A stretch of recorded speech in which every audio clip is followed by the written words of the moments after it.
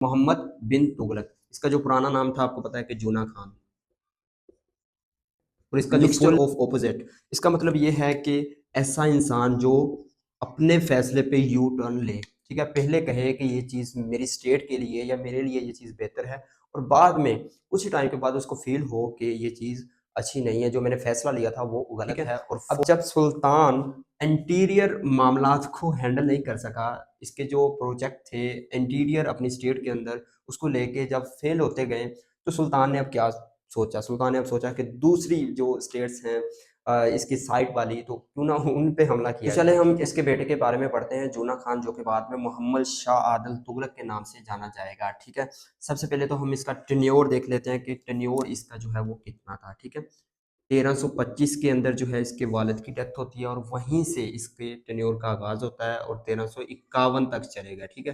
تقریباً 26 سال تک جو یہ حکومت کرے گا، یہ گورنمنٹ چلائے گا، یہ اسٹیٹ کو رن کرے گا، ٹھیک ہے۔ محمد بن تغلق، اس کا جو پرانا نام تھا آپ کو پتا ہے کہ جونا خان، اور اس کا جو فل نیم ہے وہ محمد شاہ عادل تغلق، ٹھیک ہے، یہ اس کا فل نیم ہے۔ اور اس کو ایکسٹرا آرڈنری کنگ بھی کہا جاتا ہے، یہ بھی آپ لکھیں ساتھ، ایکسٹرا آرڈنری کنگ۔ وہ کیوں کہا جاتا ہے؟ کیونکہ یہ غیر معمولی صلاحیتوں کا مالک تھا، اس کے پاس بہت سارا علم تھا، اور بہت ساری چیزیں تھیں سوچنے کو، کرنے کو، بٹ پراپر پلاننگ نہیں تھی، جس کی وجہ سے یہ فیل ہوتا جائے گا ہر اپنے پلان میں، ٹھیک ہے۔ وہ ہم آگے چل کے پڑھیں گے۔ اس کو کون کون سے ٹائٹل ملے؟ سب سے پہلے تو اس کو جو ٹائٹل ملا تھا اس کے دور میں، یا اس کی ڈیتھ کے بعد، وہ انٹیلیجنٹ فول کا، یہ لکھیں، ٹھیک ہے۔ اور دوسرا مین آف آئیڈیاز، اور تھرڈ نمبر پہ مکسچر آف اپوزٹ۔ ان تینوں ٹائٹلز کا آپ کو میں مطلب سمجھاؤں گا۔ سب سے پہلے تو انٹیلیجنٹ فول، ٹھیک ہے، جس کو ہم عام طور پہ عام سوسائٹی میں ہم کہتے ہیں کہ پڑھا لکھا جاہل ہے، ٹھیک ہے، جس کے پاس ساری چیزیں ہونے کے باوجود بھی وہ چیزوں کو اچھے سے ایگزیکیوٹ نہ کر پائے، تو اس کو ہم کہتے ہیں انٹیلیجنٹ فول، ٹھیک ہے۔ اور دوسرے نمبر پہ اس کو جو ٹائٹل ملا تھا وہ مین آف آئیڈیاز، جس کے پاس بے تحاشا آئیڈیاز تھے، وہ ہم آگے چل کے پڑھیں گے، کچھ جو امپورٹنٹ تھے، جو اس نے کرنے کی کوشش کی لیکن یہ فیل ہو گیا، ٹھیک ہے۔ کیوں فیل ہوا؟ کیونکہ پراپر پلاننگ نہیں تھی، پراپر ایگزیکیوشن نہیں تھی، اس وجہ سے، ٹھیک ہے۔ آئیڈیاز بہت سارے تھے کہ میں اس ایریا کو بھی فتح کر لوں، یہ کام میں اس لیے کر رہا ہوں کیونکہ اس سے یہ فائدہ ہوگا، لیکن وہ پراپر ہو نہیں پایا، اس لیے اس کو مین آف آئیڈیاز بھی کہا جاتا ہے، ٹھیک ہے۔ مکسچر آف اپوزٹ، اس کا مطلب یہ ہے کہ ایسا انسان جو اپنے فیصلے پہ یو ٹرن لے، ٹھیک ہے، پہلے کہے کہ یہ چیز میری اسٹیٹ کے لیے یا میرے لیے یہ چیز بہتر ہے، اور بعد میں کچھ ٹائم کے بعد اس کو فیل ہو کہ یہ چیز اچھی نہیں ہے، جو میں نے فیصلہ لیا تھا وہ غلط ہے، اور فوراً ہی اس چیز پہ یو ٹرن لے لے، اس کو ہم کہتے ہیں کہ مکسچر آف اپوزٹ، ٹھیک ہے۔ اچھا، اس کے پاس بہت سارا جو ہے وہ علم تھا، بڑا پڑھا لکھا انسان تھا، ٹھیک ہے۔ کون کون سی چیزوں میں یہ مہارت رکھتا تھا وہ ہم دیکھ لیتے ہیں۔ عربک میں، پرشین میں، ایسٹرونومی میں، فلسفی میں، اور میتھ اور میڈیسن میں جو ہے اس کو فل مہارت حاصل تھی۔ یہ ان چیزوں کا ماہر تھا، ان لینگویجز یا ان جو ہے وہ بکس کا جو ہے اس کے پاس پراپر علم تھا، یہ ان چیزوں کو جانتا تھا، ٹھیک ہے۔ ہم نے اب تک کیا سیکھا، ٹھیک ہے۔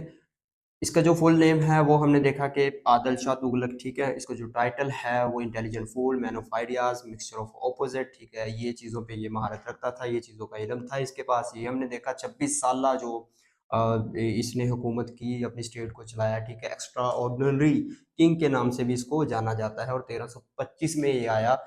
کہا یہ جاتا ہے کہ ووڈن پویلین اس نے جان بوجھ کے وہ ویک بنوایا تھا تاکہ اس کا باپ اس سے گرے اور یہ خود حکومت کو سنبھالے، ٹھیک ہے۔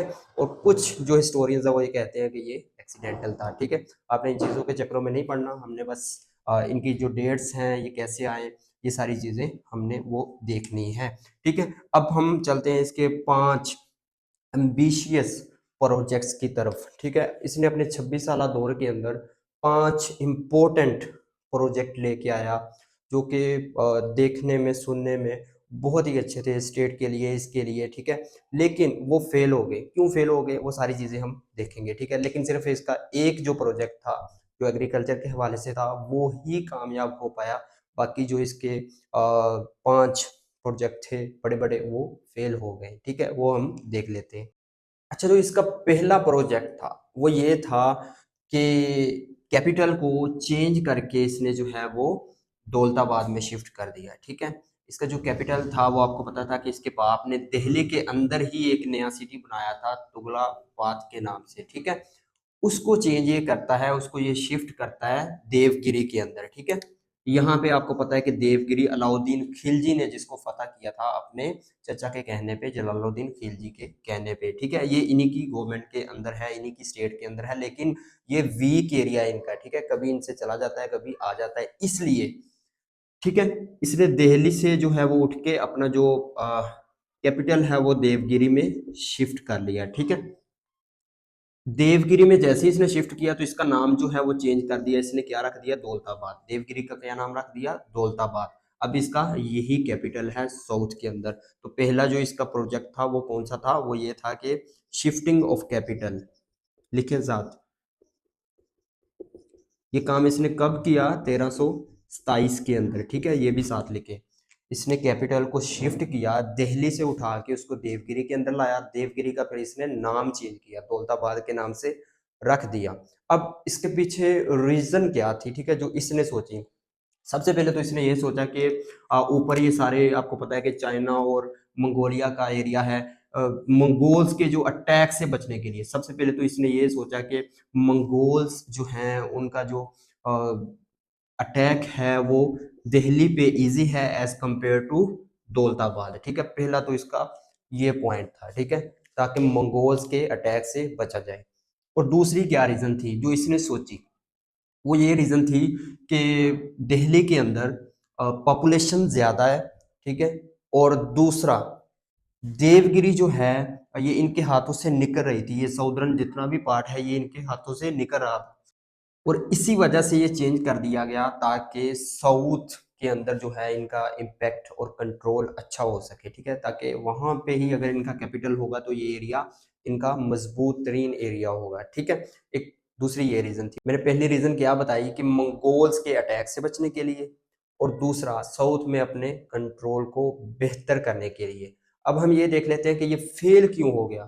بڑا اچھا پلان ہے کہ منگولز کے اٹیک سے بھی بچا جائے گا اور ساؤتھ میں جو ہے وہ کنٹرول بھی ان کا بہتر ہو جائے گا تغلق ڈائنیسٹی کا، تو پھر فیلئر کہاں آیا؟ تو فیلئر ان کو یہاں پہ آیا کہ ان کی جو پاپولیشن تھی وہ زیادہ تر، اب بھی آپ کو پتا ہے کہ اتر پردیش کے اندر زیادہ پاپولیشن ہے ان کی جو اسٹیٹ ہے انڈیا کی، ٹھیک ہے، تب بھی زیادہ جو پاپولیشن ہے وہ اسی ریجن کے اندر تھی دہلی کے آس پاس۔ تو لوگ جو سلطان کے پاس آتے تھے وہ ان کو کئی مہینے لگ جاتے تھے سلطان کے پاس، اور کچھ پہنچتے پہنچتے ہی راستے میں مر جاتے تھے، ٹھیک ہے۔ تو ان کو سننا کہنا وہ سارے معاملات جو ہیں وہ سلطان کے لیے بھی مشکل ہو گئے اور وہاں کے لوگوں کے لیے بھی مشکل ہو گئے، ٹھیک ہے۔ تقریباً دہلی سے دیو گری کا جو دولت آباد کا جو فاصلہ ہے وہ 1500 کلومیٹر بتایا جاتا ہے، جو کہ پبلک کے لیے ٹریول کرنا بہت ہی مشکل ہے، ٹھیک ہے۔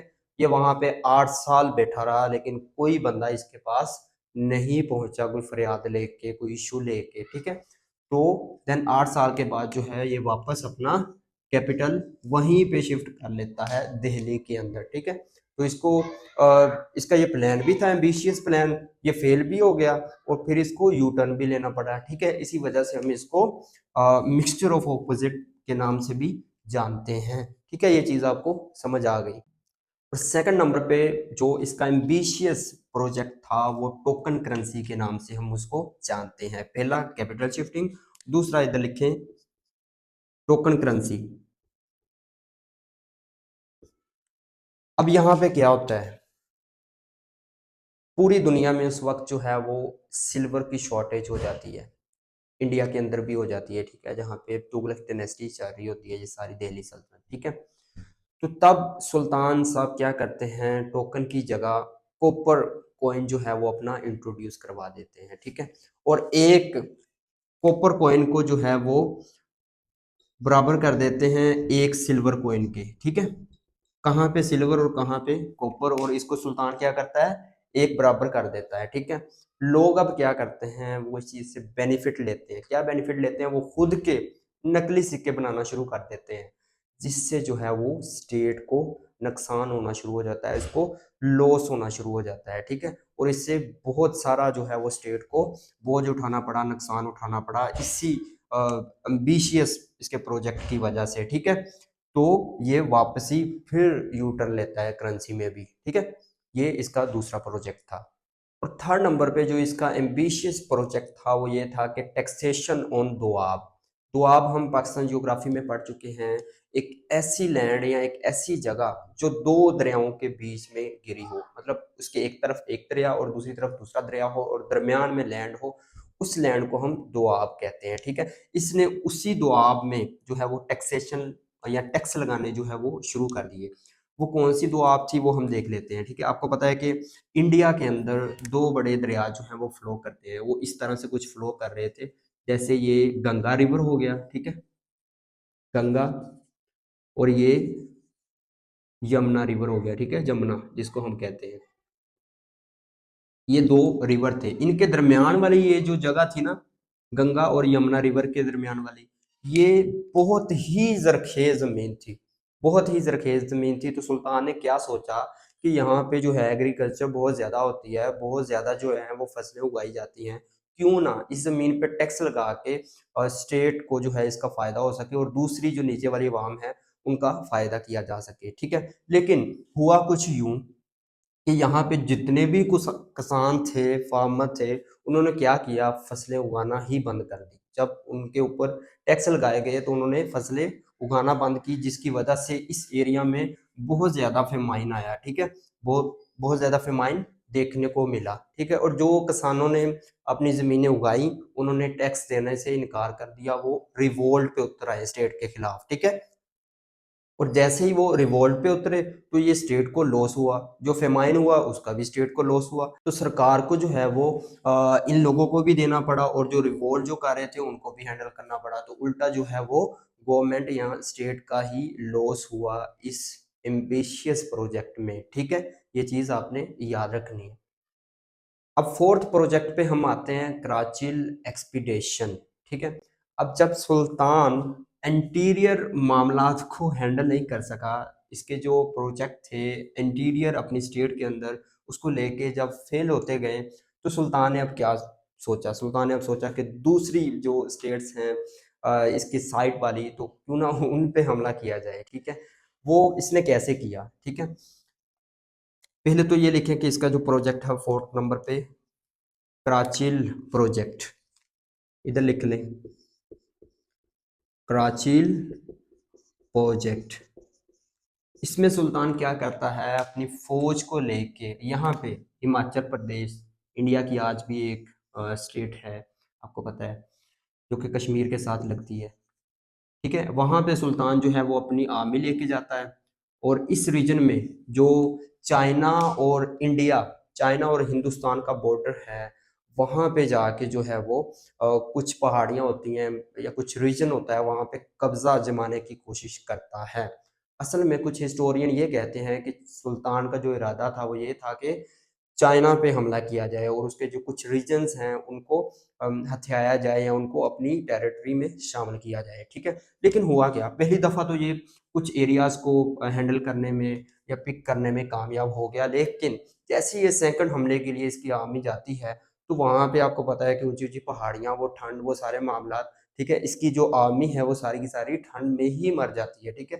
اس کو کہاں دہلی کا ٹمپریچر اور کہاں پہ جو ہے وہ ہماچل پردیش کے اوپر جتنی بھی پہاڑیاں ہیں وہ سارا ان کا ٹمپریچر، ٹھیک ہے، وہ ان چیزوں کو ہینڈل ہی نہیں، موسمی حالات سے نہیں لڑ پاتے، ٹھیک ہے، جس کی وجہ سے اس کا یہ پروجیکٹ بھی فیل ہو جاتا ہے، ٹھیک ہے۔ اور ففتھ نمبر پہ آتا ہے خراسان ایکسپیڈیشن، یہ بھی ایک حملہ ہی تھا، ٹھیک ہے، جو کہ ناکام جاتا ہے، ٹھیک ہے، یہ ادھر لکھ لیں खुरासान एक्सपीडिशन।